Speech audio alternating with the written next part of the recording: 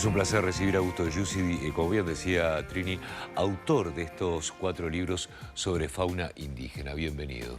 Muchas gracias por invitarme.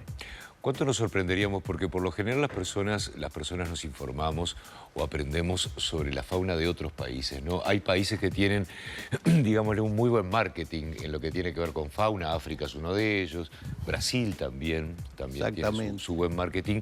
Y Uruguay a veces parecería que queda un poquito olvidado. Le pedís a alguien que te nombre 3 especies y te hablan del hornero, el tatú y el capincho. El ñandú también. ¿Qué pasa con nuestra fauna autóctona? Bueno, básicamente eso que tú decís es uno de los motivadores por los cuales yo estoy haciendo este tipo de trabajo. Yo visito escuelas, yo soy autor de otros libros de fauna y con esos libros he empezado a recorrer el país, centros educativos. Y me di cuenta con el tiempo que los chiquilines, los gurises, tienen un acceso muy fácil, muy sencillo a información de animales, ya sea por streaming o por TV cable o internet, y saben mucho del tiburón martillo o del canguro, ¿tá? Pero había un desconocimiento, como un déficit en el conocimiento de la fauna uruguaya. Entonces, básicamente, ese es uno de los motivadores. Sí, vos sabés que yo me preguntaba también, Augusto, ¿qué pasa con la popularización de ciertas especies, ¿no? Porque, ¿qué pasa? Acá en Uruguay se hacen todos los esfuerzos posibles, desde ilustradores de cuentos como vos, por ejemplo, y también escritores, personas que se dedican a escribir, a ponderar las especies uruguayas. Pero Disney y las grandes empresas nos traen otro tipo de animales que enseguida ganan la cuereada en lo que tiene que ver con popularidad. Sí, eso es verdad. Sí, justamente. Un poco el déficit está dado por ese tipo de información. O sea, hay mucho más información sobre fauna de otros lugares que capaz que ni siquiera son de la región que de la fauna regional. Y Uruguay tiene una fauna que es muy interesante, que supera, yo le llamo la fauna de las monedas, ¿viste? Las 4 monedas, que son 4 animalitos, que son los icónicos, que son los que todo el mundo conoce. Pero la fauna uruguaya es mucho más compleja, mucho más profunda. Incluso hay animales que conviven con nosotros y que, como son muy pequeños, la gente no los considera parte de la fauna. Entonces me parecía que estaba interesante hacer un libro que contuviese no solo las especies icónicas como el carpincho, el ñandú, que están, o el chajá o el tero, sino que además sumara especies que no son tan conocidas o que son conocidas pero que no están en el imaginario colectivo, no están incluidas dentro de la lista de la fauna uruguaya. Por eso parte de la lista de especies seleccionadas incluye peces, insectos, arácnidos. Bueno, acá tenemos también una linda variedad de peces, una linda variedad de insectos. Sí. Augusto me preguntaba, estaba viendo ahora como ustedes en sus casas imágenes de este libro y me preguntaba por la fotografía, porque tú sos ilustrador. Sí. Y me pregunto cómo te nutriste de estas fotografías. Yo soy ilustrador y los primeros libros de fauna que de mi autoría son ilustrados, yo mismo los ilustro. Esta colección yo quise hacer un viraje, ¿tá? Quise hacer otro tipo de trabajo. Es una obra un poco más grande, son 76 especies. Los dibujos que hago yo son dibujos naturalistas, me lleva mucho tiempo haber hecho esta obra dibujada, me hubiese llevado 8 años mínimo, entonces opté por la fotografía. Participaron 23 fotógrafos, uruguayos y extranjeros. Entre ellos son esas cosas que se van dando, que uno no las planifica, pero participó el fotógrafo del Zoológico de Berlín, el fotógrafo del Zoológico de Barcelona, un profesor de la Universidad de Stanford, que incluso me hizo sugerencias. Hay animales que están agregados en la obra que son a sugerencia de ese profesor que generosamente me mandó las fotografías de su autoría. Las fotografías son fotografías que yo las extracté del fondo, o sea, no están publicadas con el fondo original.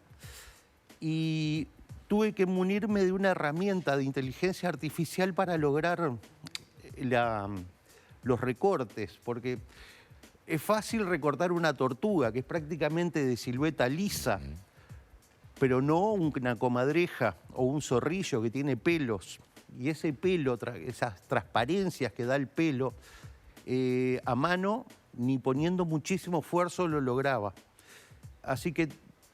O quedaba muy desprolijo también. Quedaba como recortado con tijerita. Sí. Entonces, aprovechamos una herramienta de inteligencia artificial para lograr un efecto que desde mi punto de vista quedó muy, muy aceptable. Augusto, este libro calculo que también tiene un componente de manual, ¿no?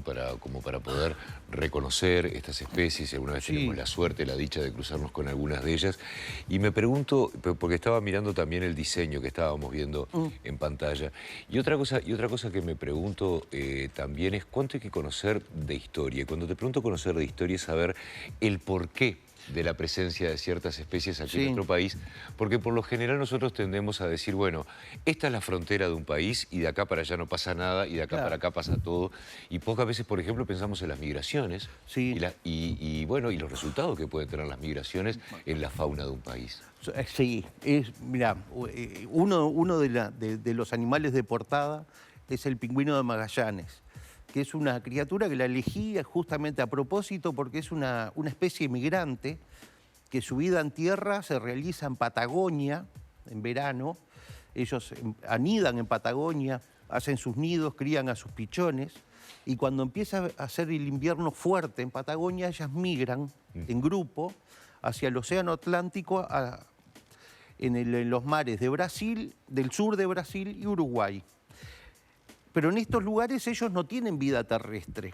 Ellos son una especie pelágica. Ellos viven en el océano, duermen en el océano, comen en el océano, toman agua salada, pues tienen un órgano especial para desalinizar el agua. Y por las únicas razones por las que llegan a la costa es porque o están muy viejitos, o están lastimados, o están siendo perseguidos por algún depredador, lobo marino o tiburones, o porque están petrolados. Esas son las razones por las cuales a Uruguay llega a la costa, pero sí forma parte de la avifauna uruguaya porque están en el mar territorial uruguayo, ¿verdad? Y son migrantes, no tocan la tierra. Por eso me parecía importante como especie remarcarlo, eso. ¿Cuánto compromete la permanencia de una especie la acción de los seres humanos? Sí, cada vez más. ¿No? Cada vez más.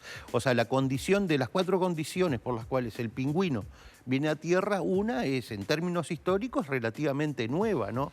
Que aparezcan manchas de combustible en el océano es una condición nueva para la especie, ¿no?